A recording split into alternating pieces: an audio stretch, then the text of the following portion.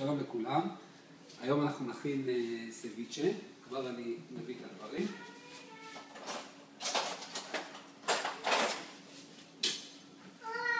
קודם כל, אנחנו צריכים לפלט את הדג הזה. זה דג מוסר טרי שתפסתי אתמול בים.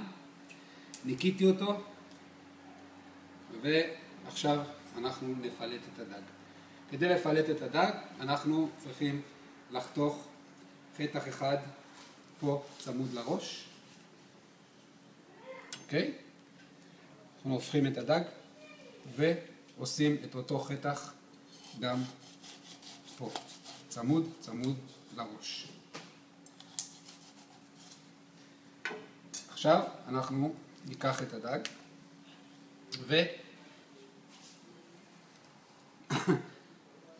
אנחנו עוברים כמה שיותר צמוד, עושים חתך כמה שיותר צמוד לעדרה המרכזית של הדג.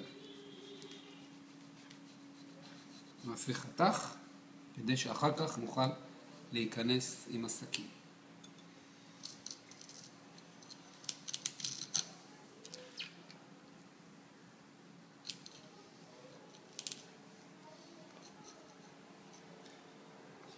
נעשה לו פה את הפיניש.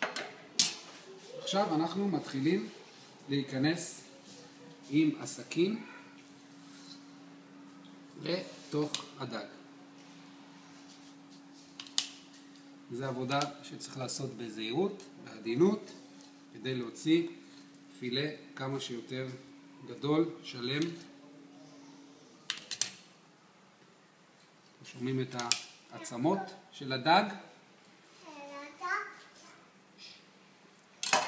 אנחנו נעזרים בסכין הקטנה כדי לחפור צמוד לעצמות של הדג.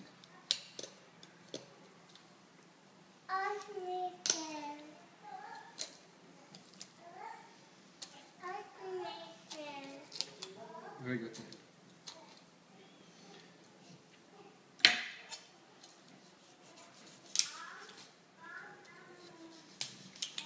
דג ים טרי, העצמות שלו קשות, סטריות.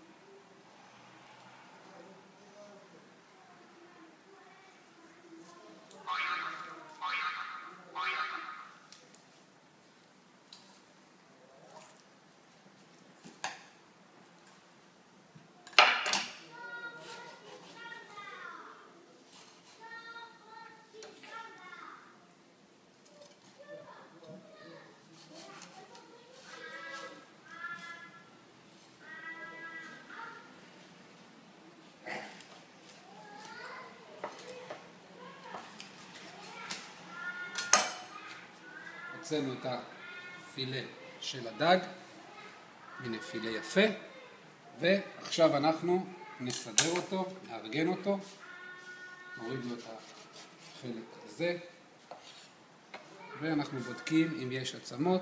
אם יש עצמות קטנות, אנחנו פשוט מוציאים אותן.